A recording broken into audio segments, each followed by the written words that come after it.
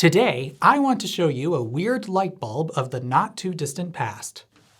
Ta-da! If you're thinking, that's just a CFL stuffed inside a glass bulb to make it look more like a regular light bulb, you're right. But that simple visual trickery isn't what's special about this bulb. Lots of manufacturers were doing that. This one? Well, for a brief while, GE was marketing a line of compact fluorescent lamps with a trick up their sleeves, which they called Bright from the Start. And this is one of those bulbs. They developed it to overcome one of the central issues of compact fluorescent lamp technology, the rather slow warm-up time of a cold CFL. And they did it by taking this already light bulb in a light bulb looking light bulb and going full turducken on it by stuffing an incandescent light bulb in the middle of the fluorescent light bulb inside of the faux light bulb. With two lighting technologies in the same package, this is literally a hybrid light bulb. Why does it exist? Well, about 15 years ago, in the way back when known as 2009, we still hadn't really figured out how to make decent LED drop-in light bulbs. If anybody out there remembers this groundbreaking LED bulb from Philips with its yellow phosphor coating visible on the exterior? Yeah, this thing came out in 2010, and adjusted for inflation, these were $60 a pop. We've come a long way in a very short time. But in the years prior to the LED bulb becoming feasible and cheap, we had gotten very good at making compact fluorescent lamps. These energy-saving wonders weren't perfect by any means. The quality of light they produced was a downgrade from incandescent, unless of course you like deathly cold, certifiably institutional daylight balanced lighting, in which case they unlocked that for the first time in many household applications. But either way, the mercury content of the discharge tube was an environmental trade-off. Still, they used about a quarter of the energy of their incandescent counterparts, and the not crap ones anyway lasted a very long time if used correctly, so they had their appreciators, including yours truly. And a few models remain in production to this day. But even if you like or merely tolerate the quality of light they produce and aren't bothered by the mercury, they still have an Achilles heel. The bulbs themselves are pretty ugly. In some light fixtures, this doesn't matter at all, but anything leaning towards decorative where you could see the bulb itself would be at least somewhat ruined by the presence of one of them twisty boys instead of a nice round light globe. And then there are the specialty bulbs, like directional floodlights, which use reflectors to direct the light they produce in a more directed fashion. CFL can't do that. But those mid-2000s engineers weren't just gonna give up. They decided to stuff the fluorescent coil inside something else to hide it, or even alter how it releases its light. You could just stuff it into a light bulb-shaped thing to make it look more like a regular light bulb, maybe even a sphere to CFLerize the decorative globes for a bathroom vanity. Or you could stuff it inside a reflector to, kind of anyway, mimic a floodlight in form and, to a lesser extent, function. And we didn't stop there. The days of CFL dominance were a wild time in weird light bulbs, and IKEA was particularly fond of cramming CFL tech into stranger and stranger applications. This small spotlight is one of my favorites. Just look at that wonky little zigzaggy tube. It's even 2 layers deep. But while this technique improved the aesthetic issue and made a few more form factors possible, there was a huge catch to doing it. CFLs did use quite a bit less energy than incandescent lights, which meant they produced a lot less heat. But the discharge tube still gets pretty hot. The standard exposed coil design can rely on the convection currents from moving air to help dissipate that heat and cool the tube, which means the operating temperatures remain pretty reasonable. But all these decorative ones? They are deliberately sealing up their tubes in some sort of cover which functions like an oven. The tubes inside these will run quite a lot hotter than if they were left open to air, which is actually a pretty big problem, which would lead to poor performance. See, fluorescent lights work because of the ultraviolet light produced by the mercury vapor discharge happening inside the glass tube. That largely invisible light is then converted by the phosphors coating the inside surface of the glass into light that we can see. Those phosphors fluoresce under UV light, which is why they're called fluorescent lights. But the effectiveness of that ultraviolet discharge is greatly influenced by the vapor pressure of the mercury inside the tube. What is vapor pressure? Well, according to this website I found, equilibrium vapor pressure is the pressure exerted by a vapor in thermodynamic equilibrium with its condensed phases, solid or liquid, at a given temperature in a closed system. Okay, so what does that mean? Well, mercury is a liquid at room temperatures. And just as room temperature water slowly evaporates when left open to air, room temperature mercury does the same thing. Some of it will transition to the gaseous phase, even at low temperatures. But when sealed up in a tube, every gaseous molecule that breaks free from the liquid phase increases the pressure inside that tube just a teeny tiny bit. And once the gas pressure caused by those mercury molecules builds to a certain point, no more liquid mercury will evaporate. That equilibrium point is the vapor pressure. Now, there are some wonky factors here which I'm skipping over. For instance, the vapor pressure of a fluorescent tube is actually determined by the coldest spot of the glass, because that cold spot will cause condensation, which returns some of the gaseous mercury back to liquid, which of course then lowers the internal pressure of the tube a bit, so some liquid mercury somewhere else will just evaporate again to replenish what just condensed and keep it in equilibrium. But anyway, the reason this matters at all is that fluorescent lights need a pretty specific mercury vapor pressure to work well. If the vapor pressure is too low, the ultraviolet discharge that we're looking for just doesn't work at all, so we can't have that. But if it gets too high, well, a higher vapor pressure means more mercury molecules are floating around per given volume. And in those close quarters, the mercury molecules start to absorb some of their neighbor's discharge energy. So ultimately, less ultraviolet light is produced by the discharge when the vapor pressure gets too high. For best results then, we need the lamp to be operating within a fairly narrow Goldilocks zone of acceptable vapor pressure. Getting to that Goldilocks zone isn't impossible, but it is tricky. Because even if you get the pressures just right when making the tube, you aren't in complete control of the ambient temperatures the tube will experience. And as temperature increases, so does the vapor pressure. High temperatures mean there's more energy in the system, which means that more liquid mercury will transition to the gaseous phase, and then, because those molecules are trapped in a tube with a fixed volume, we run into that too many molecules problem.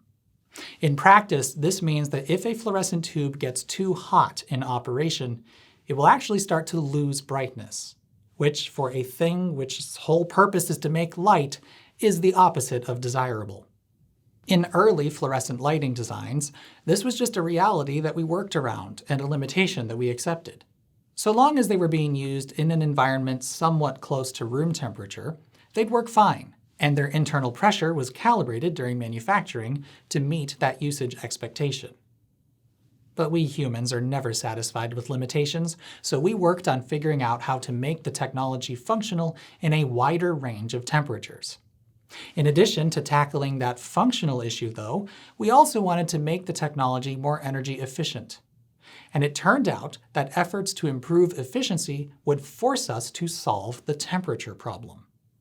As we developed fluorescent technology, we found that increasing the intensity of the discharge by running more current through a narrower tube could produce more light with less electrical energy. That's in part how a CFL can make so much light in this relatively small space, and why fluorescent tubes kept getting skinnier as time went on. But those skinnier tubes dissipated similar power levels as their predecessors through less gas and glass.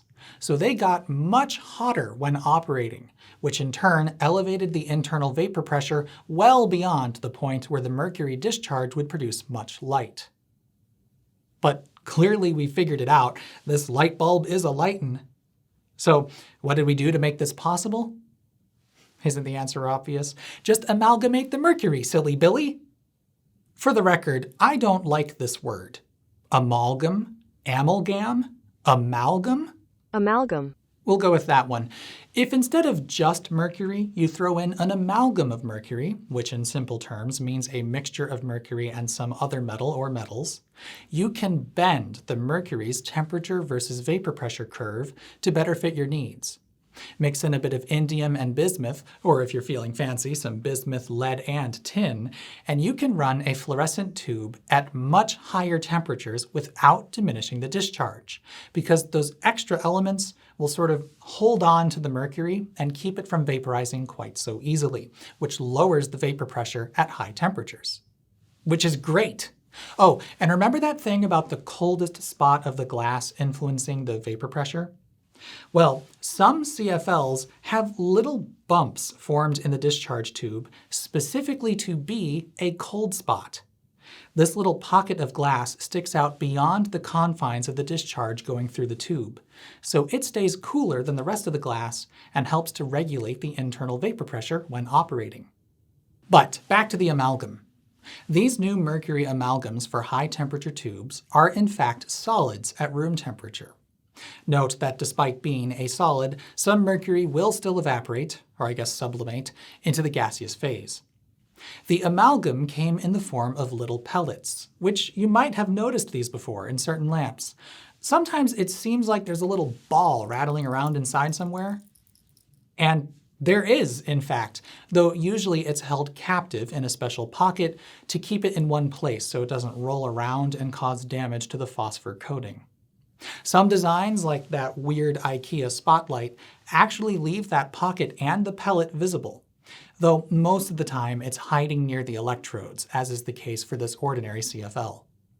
These solid pellets were much easier to deal with compared to liquid mercury, which was tremendously helpful for manufacturing these, but of course the main reason for their use is to lower the vapor pressure of the mercury when the lamp is running hot, as it will with narrow, high-efficiency tubes. Except there was a trade-off. There always is. With these amalgam pellets, there's less available mercury to form the discharge when the lamp is cold. So when these high-efficiency lamps first start, they only operate at partial brightness. It won't reach full brightness until it's at operating temperature and enough of the mercury in the amalgam has actually managed to vaporize and produce the correct vapor pressure inside the tube. This is why CFLs and high-efficiency fluorescent tubes take time to reach full brightness. The amalgam of mercury inside them is deliberately suppressing the vapor pressure when the lamp is cold so that it becomes optimal once the lamp is hot. Now, with most CFLs and high-efficiency tubes, this effect is noticeable but not that extreme. The lamp produces a good deal of light right away, but will roughly double in brightness over the next minute or so. But if the tube gets very cold, say it's being used outside or you stuck it in a freezer for a few hours for the purposes of demonstration, then the vapor pressure of the mercury in the tube is far too low for it to do anything. To allow the lamp to start in this condition, a starter gas, usually a mixture of argon and neon, also fills the tube.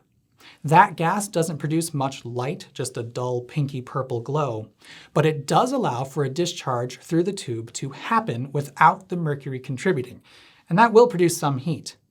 Therefore, the temperature inside the tube does increase with time, most quickly at the ends of the tube near the electrodes. This heat helps more of the mercury in the amalgam to vaporize, increasing the vapor pressure in the tube, and once it's correct, that mercury contributes a lot of ultraviolet light to the discharge and the lamp is operating as intended. And the key thing to this video is that how aggressive you need that amalgam to be depends on how hot you expect the tube to get. An ordinary CFL with its tube open to air doesn't need a terribly aggressive amalgam. The tube doesn't get that hot in operation with airflow to cool it, so the amalgam is fairly tame, and at room temperatures at least, some mercury vapor is present throughout the tube.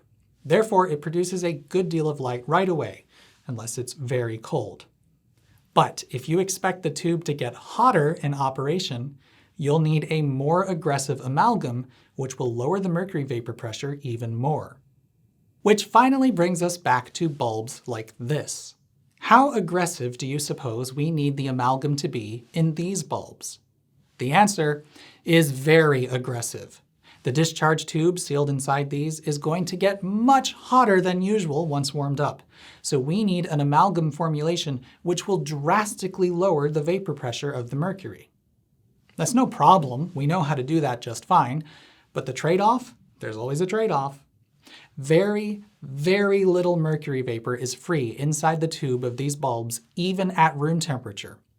So, those decorative or specialty CFLs, they behave like the CFL kept in the freezer every time they start. This CFL flood spot thing is currently at room temperature. Despite its relative warmth, it barely glows when switched on and takes a solid minute or more to reach full brightness. That IKEA spot from earlier? Yeah, it does the same thing. It's pretty useless when you first switch it on.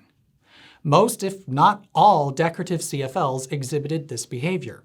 They had to suppress the mercury vapor pressure a lot because the tube inside would get very hot once warmed up, which meant they had terrible light output whenever they were first switched on. Which means they're kind of annoying to live with. Although, shout out to the decorative globe CFLs in the bathroom vanity when I was a kid. It was actually pretty nice to have a very dim at first light when making a bathroom visit in the middle of the night. Helps the eyes adjust. In most cases, though, this behavior is annoying. Now, of course, the easiest solution is to just use open air CFLs. They usually didn't have this problem unless you were using them outdoors in very cold weather.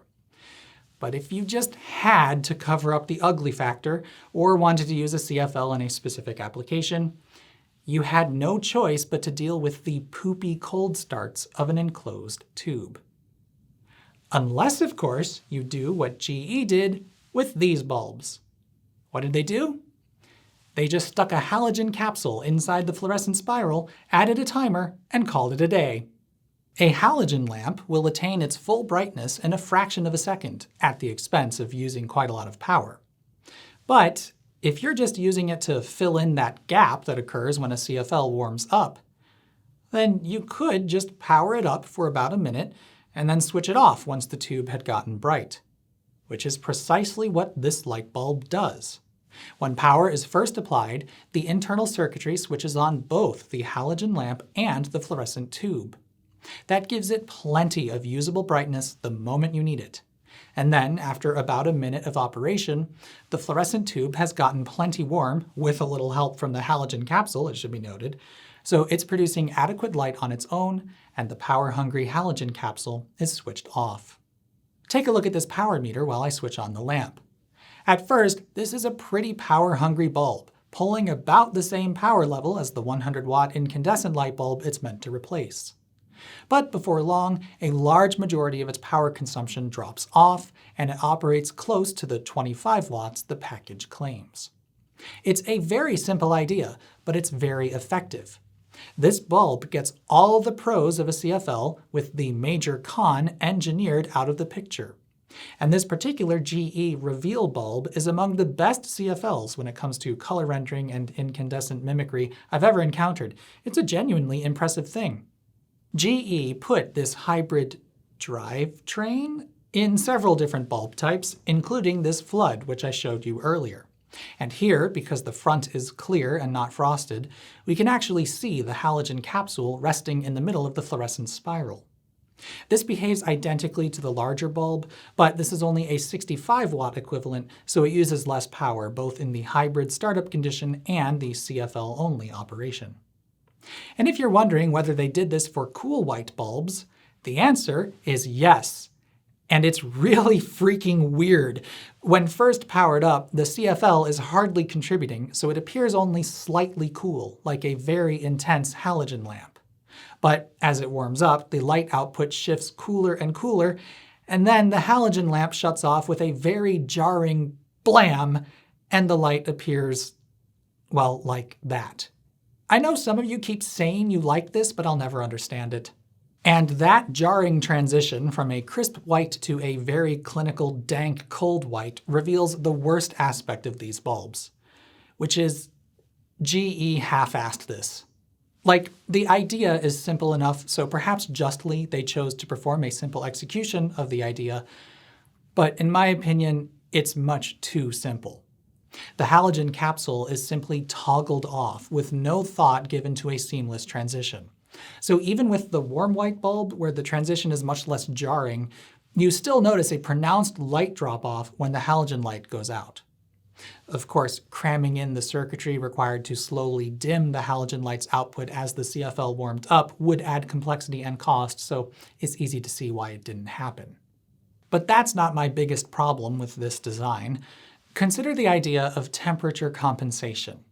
The halogen capsule doesn't need to operate if, say, the light had only been switched off for a few moments, then switched back on. In that case, the fluorescent tube will still be plenty warm, and it'll output full brightness right away. If you test this, you'll see that GE appears to have built this in. The halogen capsule illuminates very briefly, but then goes out, which suggests the bulb is aware of the ambient temperature. Alas, they faked that. The temperature compensation circuit in here is much like the one in modern toasters. Likely using a capacitor which holds onto its charge for a while, the runtime of the halogen capsule is influenced by how long it has been since the last time it was powered on. If it was just on, that capacitor still has a decent charge, so the halogen capsule runs only briefly. But if it's been a while, that capacitor has little charge in it, so the halogen capsule runs for the full minute. This works well enough, but, ironically, it fails when the lamp most needs the help. Consider what happens when you use this outdoors in cold weather. This one's been in the freezer, so the tube is very cold. Upon power-up, you wouldn't really know that because the halogen capsule is doing its job and providing plenty of light. But the circuitry in control of the halogen lamp has no idea that the bulb is so cold. It just knows it hasn't been used in a while. So the halogen capsule shuts off near the 1 minute mark like always, and the fluorescent tube is still much too cold to produce meaningful light on its own. So using one of these outdoors in a cold climate gives you a light which is bright at the start, but then suddenly gets very dim and needs a few more minutes to reach full brightness. I mean, I guess that's better than not having the halogen capsule in there, especially since its heat could theoretically help the CFL to start if it's in extreme cold, but it's far from ideal. And even more ironically, they only claim these will start reliably down to freezing point, which isn't impressive at all. Lots of CFLs claimed reliable starts down to 5 degrees Fahrenheit, which is, you know what? Ask a search engine for what that is in Celsius. You can do that every time one of us silly Americans uses our silly numbers, which, as a bonus, is a lot faster than complaining about it in the comments. But I will tell you, it's quite cold. Anyway, the reason I find this particularly ironic is that when we're talking about bulbs which are being used indoors, arguably the only reason this feature needed to exist in the first place is that the tube is enclosed. If you don't care about that, an open-air CFL produces useful brightness right away. But either kind, enclosed or exposed tube, experiences terrible cold starts in cold weather. So if they had designed this with actual temperature compensation, which forced the halogen lamp to stay on longer in freezing conditions, they could have actually fixed a real problem with the technology, especially if they went the extra mile and disabled the CFL circuit until the tube got enough heat from the halogen capsule to actually start reliably. That would have been a real game changer. If you remember the days of CFLs and experienced a cold porch light being useless when you needed it, an actually well thought out implementation of this idea would have been great. But these bulbs will only give you 1 minute of full brightness no matter what, which isn't the most helpful thing in winters like ours. Still, I very much admire the spirit shown here. You may remember a video I made some years back on LED traffic lights and the fixation some people have with their inability to melt snow despite all their other advantages. That "but sometimes" way of thinking could be dealt with either by refusing to progress, as some rather annoyingly like to advocate loudly for these days, or by applying one of my favorite parts of the human spirit, and actually making the effort to fix the sometimes.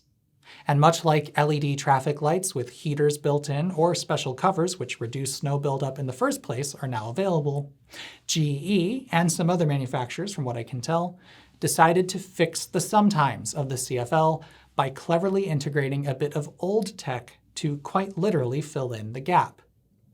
They didn't quite do it with as much finesse as I think they should have, but the idea at its core was pretty great. But of course, now that LED bulbs have gotten so cheap that you can pick them up for about $1 each, that sometimes isn't even relevant in most applications.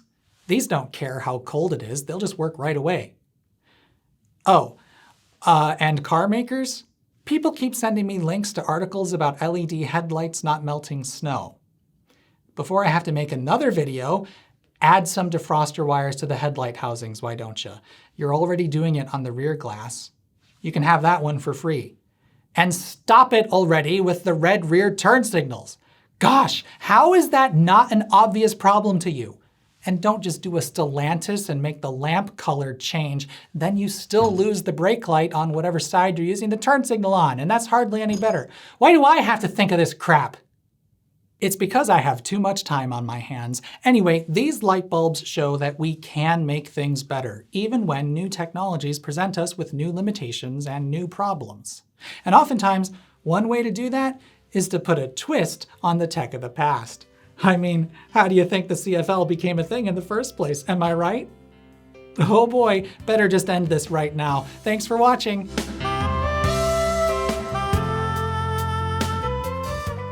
Hey there, I'd like to announce that I will be at OpenSauce 2024.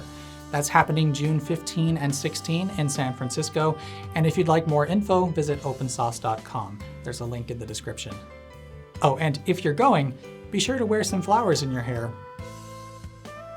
But in the years prior to the LED bulb, and I have run too fast, you might just stuff it into a light bulb shaped thing to make it look more like a standard light bulb, or you could lose your place in the teleprompter and need to back up. Lots of CFLs claim reliable.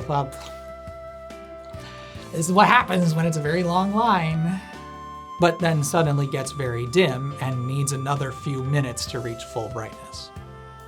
I mean, another few? Oh, don't tell me you're dead. Huh! Well, hold on then, I gotta get a different bulb. Some designs, like that weird IKEA lamp, crap.